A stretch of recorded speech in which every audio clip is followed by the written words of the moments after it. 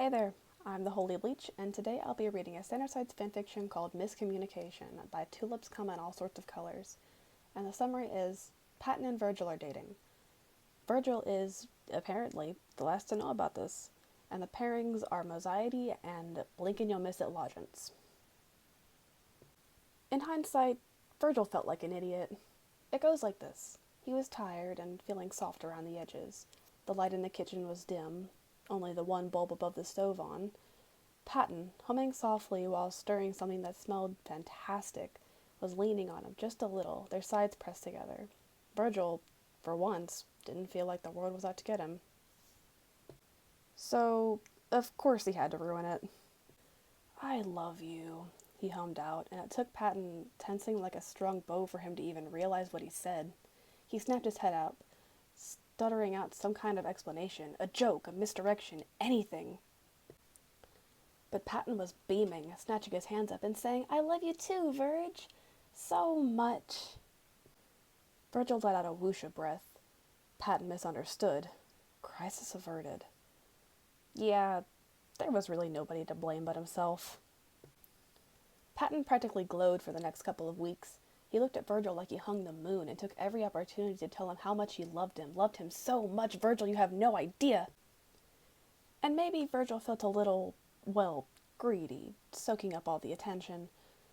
Patton was trying so hard to make up for all the time Virgil was alone, and he wasn't going to look a gift horse in the mouth. It was only a matter of time before Patton decided the deficit had been repaid, and all this came to an end. So, he didn't pull away when Patton took his hand or tucked his head in Virgil's neck or resolutely pulled Virgil into the circle of his arms during movie nights. Virgil collected the affection like fireflies in a jar and insistently clamped down on the part of his heart that wished it meant as much to Patton as it did to him. It was after one such movie night that it blew up. Logan had long since gone to bed, somewhere during the second or third film, and the main menu of the fourth was blinking blue on the darkened living room. Logan was making something in the kitchen, mugs clinking together on the counter and microwave. Hot chocolate? Tea, maybe? But Virgil had his forehead pressed to Patton's cheek and didn't want to move to look. "Hey, Virg?" Patton said quietly. "Yeah, Pat?" he rasped, his croaky voice making him realize that he had been silent since the movie started hours ago. "Can I kiss you?" Patton's forehead kisses were treasured in the mindscape, and not just by him. He'd seen Roman grin like he'd been given a crown upon receiving one, and Logan generally responded with a blush so fierce it surpassed puce. Virgil smiled a bit and nodded. "Yeah, sure." The absolute last thing he expected, not even the last thing, it wasn't on the list at all, was for Patton to grin and cup his jaw and kiss him square on the mouth. Later, Virgil will wish he had the ability to roll with the punches, that he'd just gone with it, at least for a second, because what follows is probably the most embarrassing thing he's ever done. He yelped like a small dog that's been stepped on and launched himself off the couch. His elbow dug into Patton's shoulder as he shoved off him, and he heard him hiss in pain. Not even a second had passed, and Virgil was clear on the other side of the room, approximately 1/3 of the way towards hyperventilating. Roman came in from the kitchen, his blue mug held awkwardly by the cup part and not the handle, like he'd forgotten it was in his hand. Virgil found himself hyper-focusing on this small detail. Why was he holding it like that to begin with? Was he stirring something? Like some kind of defense mechanism to distract him from the background noise of his brain just screaming incoherently in confusion. "What happened?" Roman said incredulously, looking between a shaking Virgil and a stricken-looking Patton on opposite sides of the room. "I'm so sorry," said Patton. "Are you okay? I'm sorry, I shouldn't have rushed you. I should have let you initiate." "Easy, Padre. You gotta let him talk." Virgil made a strangled noise somewhere between a drowning bird and a deflating balloon. Roman's mouth twitched. "And you have to actually talk," he said. "Why?" His voice cracked and he started over. "Why did you kiss me?" I said I was going to, Virg. I don't understand." "I thought you meant on the forehead," Virgil choked, his hands flailing. "I didn't know you meant—" "Wait a minute. That's what happened?" Roman said dubiously. Virgil, you've been dating for weeks. It's hardly that big of a deal. Virgil's face flamed so hot he could have sworn he was sizzling. He covered his face with his sleeves. We're not dating, he choked, mortified. There was a heavy pause. We're not? Said Patton in the smallest voice Virgil had ever heard. Virgil looked at them through his fingers, baffled. No? Yes, you are, said Roman, his eyebrows raised in disbelief. Clearly. What are you talking about? Said Virgil, although some horrified part of his subconscious had started to put the pieces together, and oh god, this was not happening.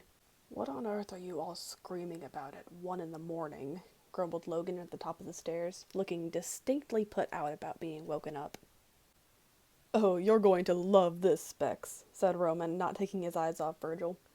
Winnie the Blue here says he and Patton aren't dating. Logan's face scrunched in confusion. He paused for a long moment. No, he said finally. I don't get it. Can you explain the joke? It's not a joke, Virgil managed to strangle it out, because if he was this stupid, he was going to die of embarrassment. He was sure of it. You exchange physical and verbal demonstrations of affection that you reserve only for each other, as well as spend extended amounts of time solely in each other's company, which follows the typical definition of the term dating, said Logan. Of course it is a joke. I am not an expert on expressions of emotion, but even I am not completely hopeless.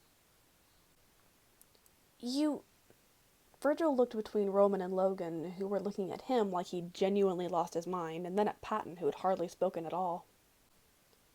Patton looked gutted. Are we dating? Said Virgil incredulously. Patton hesitated. I thought we were. You said you loved me, Virgil, and then I said it back, and I thought you... Virgil wanted to go back in time and punch his own self-worth issues in the teeth. Oh my god, he groaned, humiliated, covering his face in his hands again. I'm so sorry, said Patton. I shouldn't have assumed. I should have said something. I cannot believe, Virgil said through his fingers, that I have spent all my time wishing I was dating you, while actually dating you. Oh. And that would be our cue to exit, said Roman, moving to usher Logan back up the stairs. Move along, Neil deGrasse Tyson. Wait, said Logan, sounding, for the first time Virgil could remember, genuinely baffled. You mean to tell me he actually did not know? Move along, Roman said, tapping Logan on the back insistently. Logan's tones of disbelief followed them all the way down the upstairs hallway. Virgil wanted to look at Patton, to reassure him, but it took several long moments before he could even bear to move his hands from his face. When he did, he stared resolutely at the floor. Patton? Are you mad?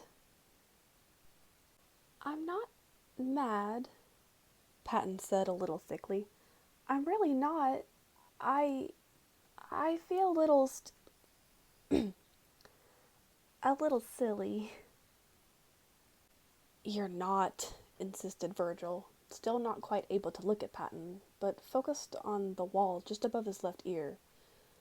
I'm stupid. It should have been obvious, but I thought you misunderstood me the first time, like you thought I meant it in a friend way, and then I thought you meant it in a friend way. So you didn't mean it in a friend way? Patton blurted. Virgil did look at him then, and was surprised to realize that, without any input from him, his feet had carried him almost all the way across the room. Patton was within arm's reach, wringing his hands and looking at Virgil with tremulous, cautious hope. No, I didn't mean it in a friend way, he croaked. Patton's eyes softened in what could only be described as adoration, and how had he not seen it? He was dense as a brick. And Virgil couldn't stop himself from folding back into Patton's face, almost like he never left. Patton squeezed him maybe a bit too tight, but Virgil was surely going to leave wrinkles in Patton's shirt from the white-knuckled grip he had on his shoulder, so he figured it was a fair trade. "I'm sorry," Virgil said, and it didn't even feel like close to enough. He felt Patton's jaw twitch into an uncharacteristically wry smile. "You know, I think we might have a communication problem." Virgil snorted, and Patton huffed a half-hearted laugh into Virgil's neck where he had hidden his face. Virgil gripped Patton's shirt so tightly his knuckles cracked, and decided that if he had already gone over his whole stupid quota for the day anyway, he might as well just keep going. "Patton? Yeah? Can... can I kiss you?"